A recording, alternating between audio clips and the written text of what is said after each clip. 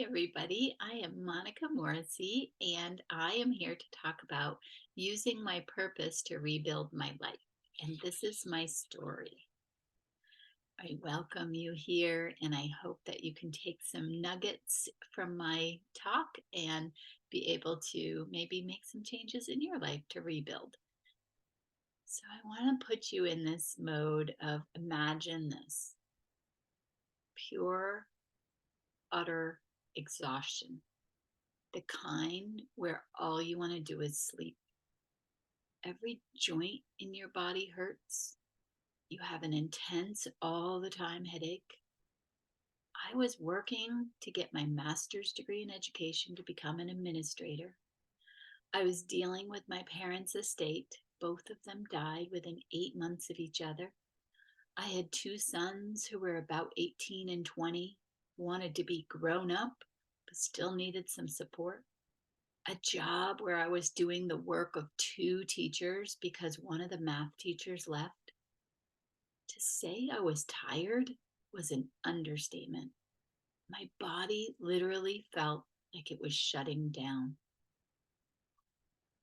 Your soul can't stand the structure of negativity that your bones walk into every day at work. I didn't want to be the grumpy old teacher, so I knew that I had to do something else. But I didn't know what else to do. I didn't have any models to look at. Most people I knew were in traditional hourly or salary jobs. I slowly got sicker and sicker.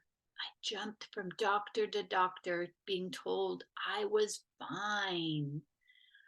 I knew I wasn't fine. The stress I was under caused my cholesterol level to be above 250. I wasn't sleeping, and I had no idea where to begin healing physically or emotionally. If I didn't do something soon, I'd follow in the same footsteps of both my parents. I'd die from heart disease. Finally, I found a doctor who was dedicated to helping me solve this puzzle. Why was I so sick? What led me to this point in my life?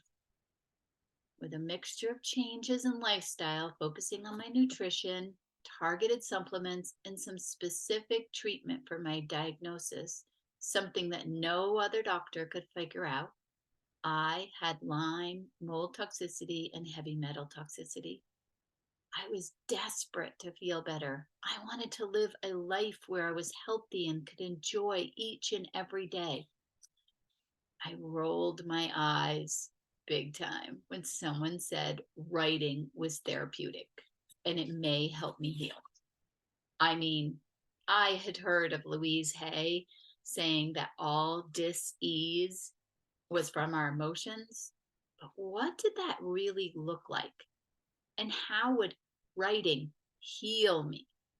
I thought I needed more pills to cure me. I wasn't sure how it would work. So I put pen to paper because I was basically willing to try anything to feel better. If this cracked the code of my illness, I would at least try. That's when I began to find my purpose. I believe that this was the beginning of rebuilding my life. I started listening to my soul in ways I had no idea how to do before.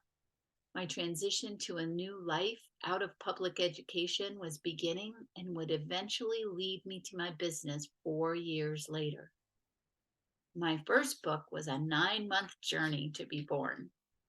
I thought I was writing a 10-page story about my cool dime story to share with others. Soon after I started writing, my husband said to me, "Are you writing a book?" And I was like, "What?" That one question sparked something inside me, and I wondered if this story was one I was supposed to share with the world. Could my story of connecting with my father after his death help others? Would knowing that spirit can send us signs help someone who is deep in grief? But I hated writing, and I had a deep fear of sharing anything personal. My mother warned me not to write anything embarrassing. The worst part of it, what she said to me, was that all my thoughts were embarrassing. I knew nothing about publishing, and I pushed through each hurdle like I was on a mission to discover myself like never before. Everyone around me seemed to think that I had stuff my stuff together. I mean, I was a teacher for 27 years and then a curriculum director for 7 schools. From the outside in, I looked fine. I had 2 grown kids who were doing well in a wonderful long term marriage of 30 or more years. Little did I know the impact of Brene Brown's work. I learned how scary it is to be vulnerable. And I learned that shame hides out within us. And the only way to get rid of that shame is to share it. It can't survive.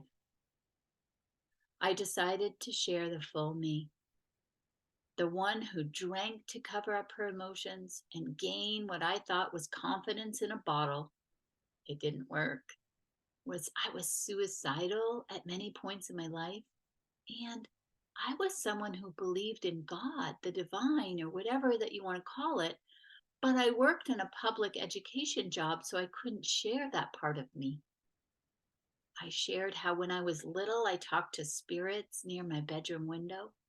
I shared my fear that was running through my life, running through my blood, putting out that fire within me. As the dime story unfolded, the reader learns what it is like to be a sensitive person. I integrated my teaching skills with my new work as a writer. What else did I want people to know about our emotions and how they make us ill? As the years passed, I followed what I like to say is breadcrumbs. I followed my heart along with the fire that was sparked from my first book. I told myself that even if my story helped one person, it was worth it. Now, my stories help hundreds. When I left the school system, I slowed down and let my body heal. The universe supported me in ways that I didn't even know were possible. Along with physical healing, I was reframing my thoughts and beliefs.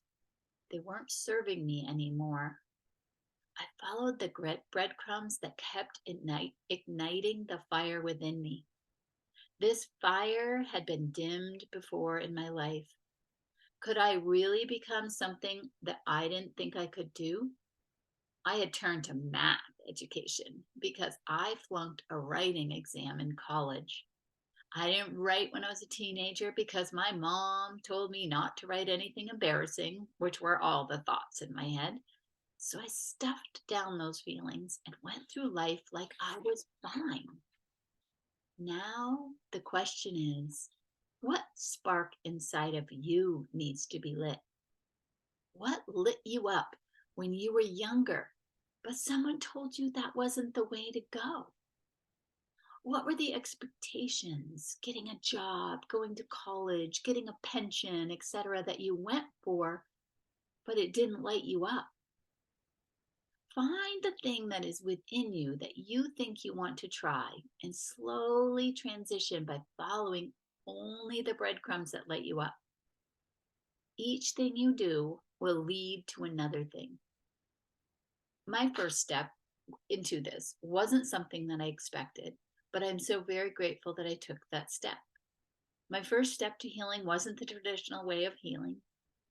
I wrote out everything that was on my mind.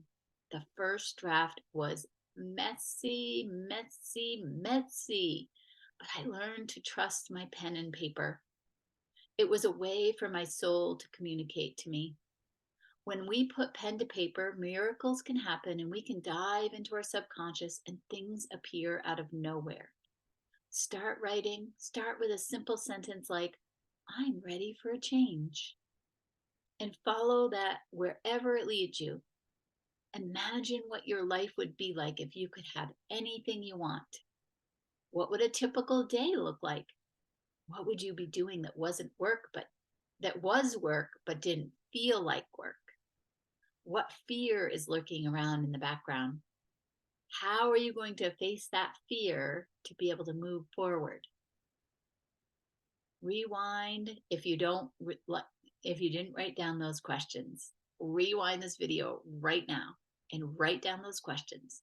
I want you to ignite whatever spark was dimmed inside of you, that your internal fire, so that your internal fire is warm, full of peace, and fuels your soul to move towards something new and exciting.